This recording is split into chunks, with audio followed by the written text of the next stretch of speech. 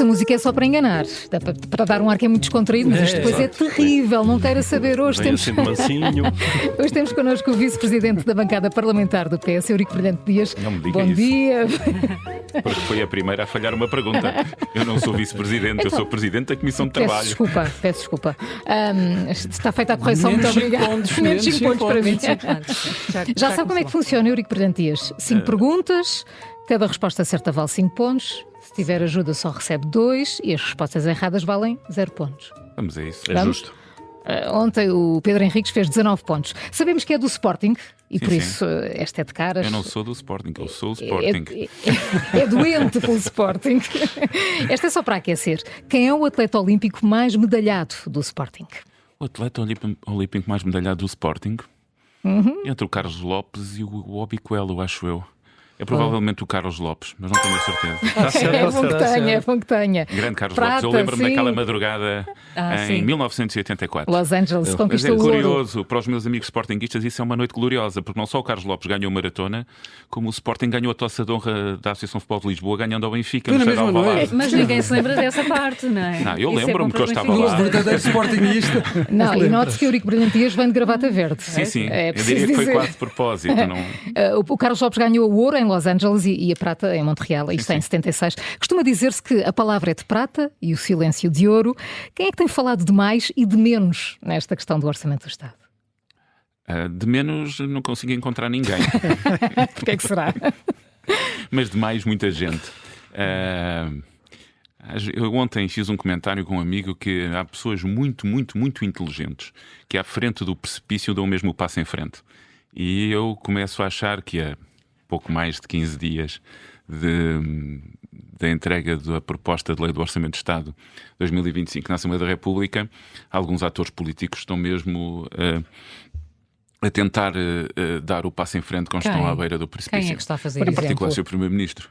Há que dizê-lo. Aquele comunicado no domingo à noite é absolutamente disparatado desde o ponto de vista político, desde o ponto de vista de quem quer construir uma solução e de quem diz, de alguma forma, que o Partido Socialista é o seu parceiro preferencial. Aquele comunicado é, em muitos aspectos, praticamente insultuoso e, desde o ponto de vista factual, muito perigoso, porque se sabia, e se sabe hoje, que havia uma proposta para uma reunião de dia 27 de setembro, na sexta-feira, que seria imediatamente acolhida a proposta do PS minutos depois de sair o comunicado, e portanto aquilo é um ato de hostilidade, mas é desses pequenos atos de hostilidade que às vezes processos que devem ser construídos com inteligência, com ponderação, com maturidade, depois acabam por ser processos que são minados à partida. Mas acha que o Primeiro-Ministro quer provocar uma ruptura nestas negociações? Eu acho que o Sr. Primeiro-Ministro está bastante incomodado com o resultado eleitoral que teve. E o resultado eleitoral que teve não lhe permite governar como gostaria de governar. Foi a vontade dos eleitores. O Partido Socialista também não teve o resultado que gostava, que é meio evidente. E, portanto, tenta comportar-se como um Primeiro-Ministro que tem capacidade de executar todo o seu programa ou o seu programa, quando manifestamente na Assembleia da República não o consegue fazer. E, portanto, vive nessa angústia. E acha, mas isto é uma convicção, é uma opinião, não é naturalmente ciência exata, e acha que provavelmente a única forma de o resolver é voltando a eleições. O que seria particularmente mau para o país, na minha opinião, porque eu acho que o país vive satisfeito e contente por ter superávit orçamental, por ter superávit na balança de bens e serviços, por ter valores máximos de emprego no país, por estar a exportar para mais países, e não percebe que todos esses processos, todos esses resultados levaram muitos anos e muitos sacrifícios a conseguir, e que desperdiçar algum capital acumulado, até de confiança nos mercados internacionais, é muito fácil e rápido. Mas acha que os portugueses percebem esta troca de declarações e de acusações quando estamos a 2 dias de um encontro que supostamente vai abrir portas às negociações e se calhar um entendimento? Não acho. Acho que os portugueses, a esmagadora maioria dos portugueses, aqueles que todos os dias saem de casa para trabalhar, levam os filhos à escola e não vivem como nós estes processos de forma mais vamos dizer, apaixonada. Querem que a sua vida melhore. E para melhorar sabem que o instrumento orçamental para o ano 2025 é particularmente importante. Portanto, eu não vejo, não acho que os portugueses queiram voltar a ter eleições. Não acho mesmo que o país deva prescindir de dar uma nota de confiança ao conjunto da comunidade em momentos de fortíssima instabilidade. A Alemanha, tivemos eleições federais, em alguns Estados federais há muito pouco tempo, com resultados absolutamente preocupantes, apesar dos resultados deste fim de semana, com a vitória do SPD num dos Estados federais, aparentemente minimizar a questão. A situação francesa é absolutamente explosiva. Os resultados eleitorais e agora a posse do primeiro-ministro Barnier tornam a situação política brutalmente Mas se instável. calhar esses países olham para Portugal e também vem uma situação política instável. Vem mais instabilidade do que tínhamos. Isso é um facto. E, portanto, o que eu estou a dizer é que o contexto internacional, com eleições nos Estados Unidos da América em novembro, com resultado imprevisível, eu diria que a ponderação, o interesse comum devia levar a que, em particular, o Sr. Primeiro-Ministro perceba que ou o Partido Socialista, que tem tantos deputados como o PSD, se é mesmo o parceiro preferencial, terá que negociar com o Dr. Pedro Nuno Santos um orçamento que não corresponde, porque não foi essa a vontade dos portugueses, exatamente ao programa eleitoral da AD. E isso é incontornável. É assim que se parte então para a reunião de sexta-feira. Pois bem. Sim, 5 pontos, Eurico Brilhantinhas. Esta é tão fácil, conto já com os 10. Quem disse, esta semana, qualquer solução que não seja passar o orçamento é má? Andei desatento. Então vamos à ajuda. Sim, força. André Ventura, Luís Montenegro, Marcelo Rebelo de Sousa. Marcelo Rebelo de Sousa. Sim, mas a frase em concreto não me lembrava. Mas sim. O Sr. Presidente da República tem contribuído fortemente para a instabilidade. Tem sido também um dos atores políticos que, infelizmente, não tem tido nos últimos meses a ponderação necessária de perceber que este momento teria que ser preparado com mais antecedência. Está também à beira do precipício. Não está aqui a tentar ajudar a um entendimento entre os dois principais partidos? Não se ajuda ao entendimento tentando encurralar o principal partido da oposição. E, portanto, a nota hoje que tem que ser dada aos líderes políticos, na minha opinião, é que devem interpretar de forma adequada os resultados eleitorais. E isso passa, primeiro, por nenhum dos dois partidos, e eu sou eleito deputado pelo Partido Socialista, nenhum dos dois partidos ganhou as eleições com condições de impor o seu programa, ou de fazer do seu programa a realidade de execução política todos os dias, em todas as medidas, e passa por perceberem que um certo património conjunto conseguido pelo país é frágil e que os portugueses, a generalidade dos portugueses, irá compreender bem se chegarem a um bom entendimento. Um entendimento que seja humilhante para o Partido Socialista não é um bom entendimento. E em circunstâncias dessas o PS não aprova o orçamento ou não viabiliza o orçamento? É muito difícil o Partido Socialista viabilizar um orçamento que seja o programa da AD. Repare, também ainda não sabemos bem. Sabemos o que é que o PS não quer, declaradamente. O IRS jovem como está feito, a proposta de redução do IRC como está feita também. Não sabemos o que é que o PS quer. O Partido Socialista teve que dizer que não queria, porque hoje tem 2 autorizações legislativas no Parlamento para essas 2 medidas, com reflexo orçamental. E nisso eu penso que ter colocado de alguma forma o pé na porta dizendo essas 2 medidas não, é porque evidentemente essas 2 medidas arriscávamos a que as medidas estivessem no orçamento não estando na proposta de lei. Como não estará a redução das portagens, ou a redução do IVA da eletricidade, ou a redução do IRS que entretanto foi feita. E portanto, essas 2 medidas são, desde o ponto de vista dos valores fundamentais do Partido Socialista,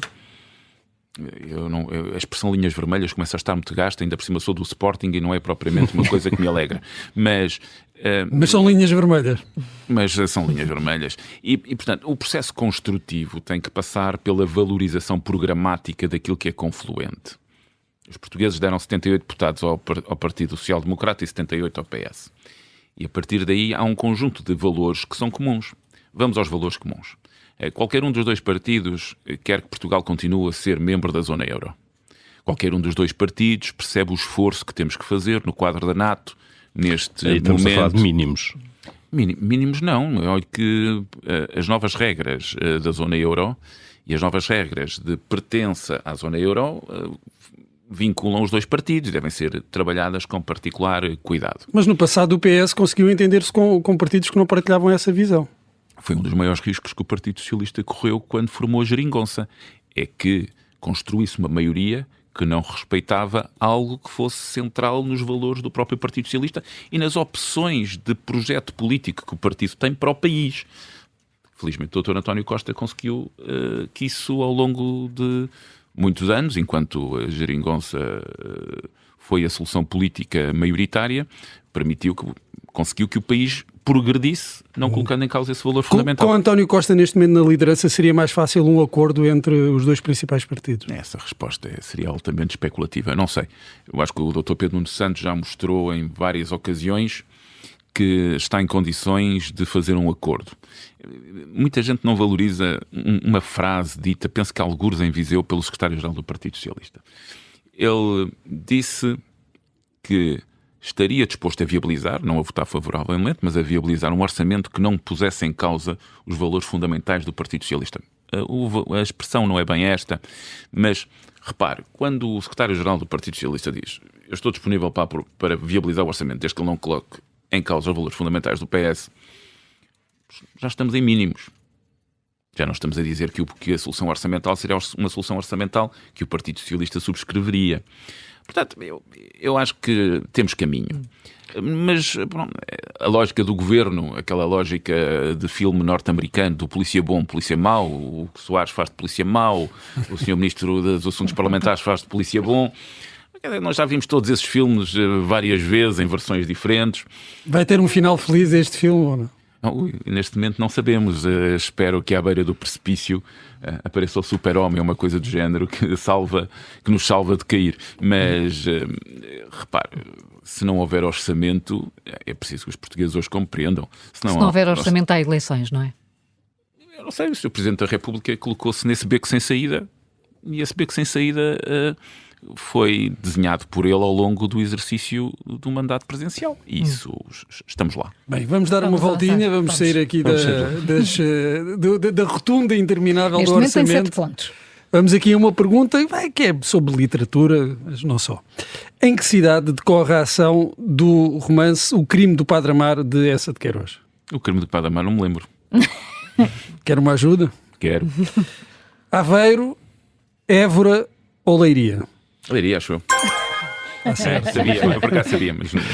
Foi eleito pelo Círculo Eleitoral de Leiria. Tinha alguma ligação à cidade? Não tinha. Tinha uma ligação forte ao tecido local, empresarial local, em particular porque durante muitos anos, quer como administrador da ICEP, quer como secretário de Estado da Internacionalização, num terreno que é fortemente exportador, eu tive uma presença muito assídua no território.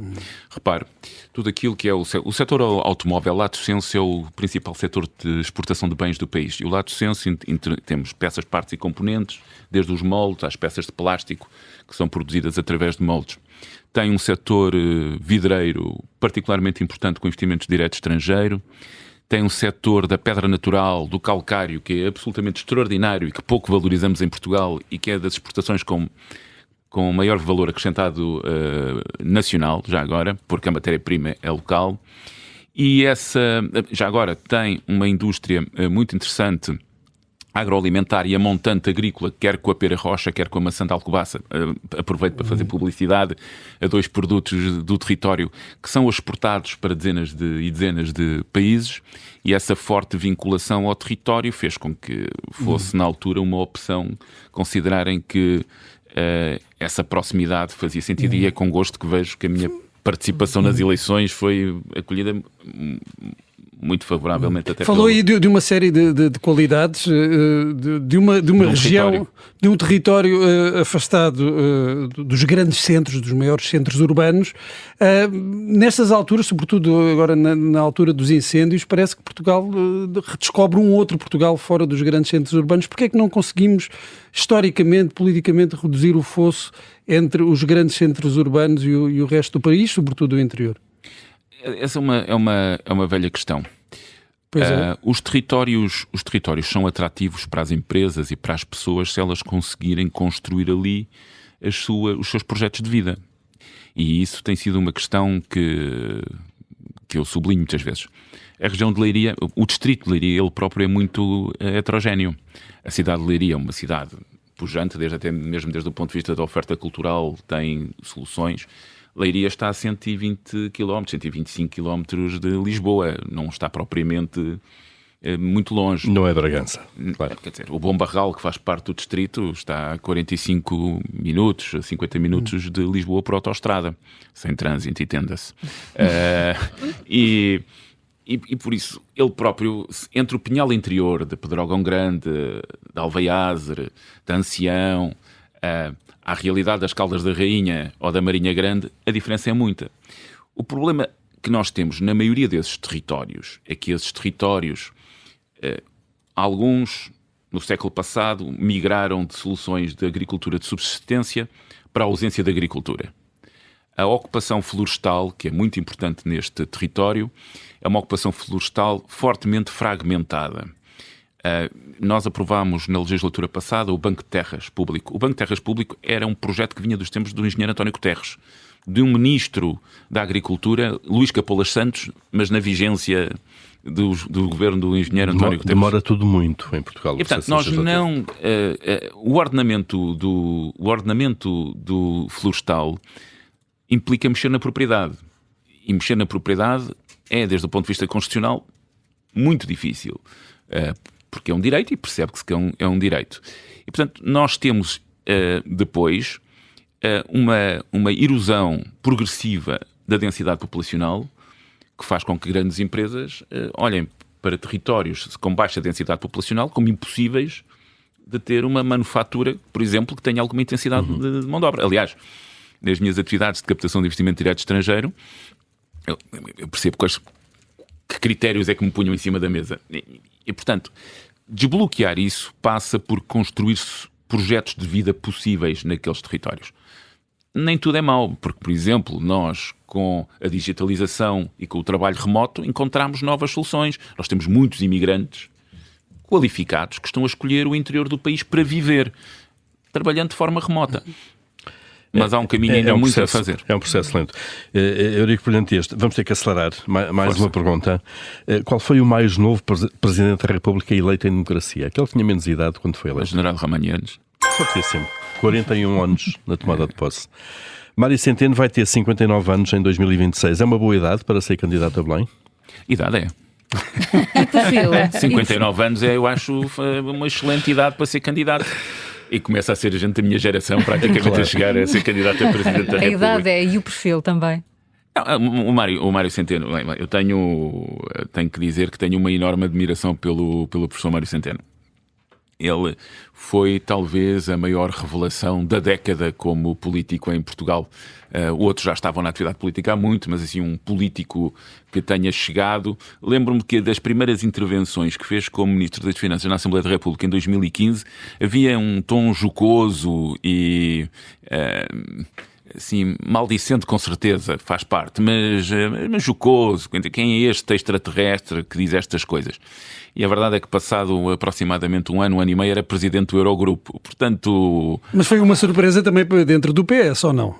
Não, eu não o conhecia pessoalmente, portanto não posso dizer que para mim não tenho, mas dos contactos prévios que tinha tido, sim, era uma pessoa que demonstrava elevadas competências técnicas, que estava muito bem acompanhado já na altura pelo menos por duas pessoas, eu estou seguramente a ser injusto, que era o professor João Leão e o Dr. Ricardo Mourinho Félix, que acompanhavam a formulação das propostas. Aliás, o Dr. Ricardo Mourinho Félix tinha um papel particularmente importante porque fazia a ligação entre aqueles que pensavam contas públicas e aqueles que tinham proposta política desde o ponto de vista setorial. Foi um bom momento. E vai ser um bom candidato do PS ou não? Seria um bom candidato do PS? Nós vamos ter um bom candidato, temos que ter um bom candidato. O Partido Socialista, respondo assim simplesmente porque o Partido Socialista pode ter outros bons candidatos. E o professor Mário Centeno é seguramente um deles. Mas penso que é mais importante hoje, praticamente no fim de 2024, entrando em 2025, sabendo que os candidatos terão que revelar-se durante o ano 2025, que o Partido Socialista, ou a área do socialismo democrático, da social-democracia, tenha um único candidato forte e apoiado pelo PS. Estes são os pontos fundamentais. Já o tinha dito no passado, e volto a dizer, a área política de que faço parte tem prescindido de apoiar um candidato forte, ganhador, e que representa a esquerda de forma adequada. Mas há alguém com esse perfil óbvio na área política do Partido Socialista? Eu disse que o professor Mário Centeno era um bom candidato. Outros? Eu diria que o engenheiro António Guterres é sempre um bom candidato. O doutor António Costa, se assim entendesse, teria sido um bom candidato. O professor Augusto Santos Silva é um bom candidato. E se calhar podia incluir mais alguns. O doutor António Vitorino é um homem com uma longa trajetória política. Têm todos perfis diferentes, percursos governativos, parlamentares e com experiência internacional também diferente. E por isso eu penso que nós temos boas condições. Noutra dimensão, o Dr. Francisco Assis, o Dr. António José Seguro, são personalidades do centro-esquerda. Nenhuma mulher da área do PS? Infelizmente, eu próprio me penalizo por não conseguir elencar neste conjunto mulheres. Mas eu tenho a certeza que no futuro teremos mulheres. Porque o Partido Socialista hoje tem um conjunto de mulheres protagonistas como a doutora Ana Catarina Mendes, a professora Alexandra Leitão, a doutora Marina Gonçalves. A próxima leva. É uma questão de circunstância política, mas o partido hoje, felizmente, tem um conjunto de protagonistas femininos de grande capacidade. Estamos mesmo em cima da hora. Vamos ainda à quinta pergunta e a outras eleições. Recuemos a 1989, Jorge Sampaio, eleito Presidente da Câmara de Lisboa, numa coligação entre o PS e o PCP. Quem é que era o candidato da coligação PSD, CDS, PPE? Era o professor Marcelo Rebelo de Sousa. Alguma vez alguém se esqueceria do mergulho no Tejo ou do taxista? Jamais. Jamais. Foi uma campanha épica. Porquê que desta vez a esquerda não se conseguiu entender para a Câmara de Lisboa? Ainda falta tempo. Mas não se conseguiu entender? Já há um candidato do PCP. Ainda falta tempo. Isso quer dizer o quê? Que ainda pode haver o PS vai apoiar João Ferreira? Significa que o Partido Socialista ainda não tem candidato, significa que o PCP tem espaço político suficiente para vir a apoiar uma candidatura de esquerda e, portanto, não devemos nunca subestimar a inteligência do Comitê Central do PCP, que em vários momentos da história tem mostrado que, apresentando candidatos, também sabe o momento em que, mesmo tapando a cara, isso é das eleições de 86, sim, de 86 pode para colocar a cruz. E penso que o que é mais importante para mim, que sou lisboeta e que vivo em Lisboa, é a avaliação que se vai construindo na cidade, porque passados mais de 1000 dias da governação do engenheiro Carlos Moedas, não há nenhum lisboeta que ache que Lisboa está melhor em nenhuma dimensão. E por isso eu escrevi no Expresso, na concorrência, ainda há uns meses, e desde então tenho-me abstido de voltar a escrever, que pior era difícil, era o título do meu artigo. Depois outros atores políticos têm vindo a escrever, em particular até o próprio Miguel Sousa Tavares, também escreveu no Expresso uma crítica abundante, porque não há semana que nós não tenhamos um novo problema. O PS vai ter que vencer as eleições em Lisboa. Eu penso que o Partido Socialista, coletivamente, porque as eleições autárquicas têm particularidades que fazem do Presidente da Câmara o primeiro mais votado, o primeiro da lista mais votada, terá que construir uma solução ganhadora em Lisboa. O engenheiro Carlos Moedas, que é uma personalidade por quem até tenho apreço e estima pessoal, que será seguramente competente a fazer muitas outras coisas, Mas uma delas não é ser Presidente da Câmara de Lisboa. Isso, objetivamente, não é isso. Os lisboetas já perceberam. E no PS, quem é que tem essa competência? Não, eu devo dizer que temos várias personalidades que têm essa competência. E, mais uma vez, quando a escolha estiver feita, esse candidato será forte. Mas há vários nomes que têm vindo a ser aduzidos que têm essa competência e que podem vir a ser excelentes presidentes de Câmara. Mas, mais uma vez, como é preciso um entendimento à esquerda, nada melhor do que esperar por esse momento para anunciar um candidato. Eurico Brilhantes, 19 pontos. Vamos ver se amanhã o Hugo Soares consegue fazer melhor. Eu tenho muito tempo no clima para Amar, eu sabia, podia ter ficado com mais votos. Obrigada por ter aceitado a conversa. Muito obrigado. Obrigado.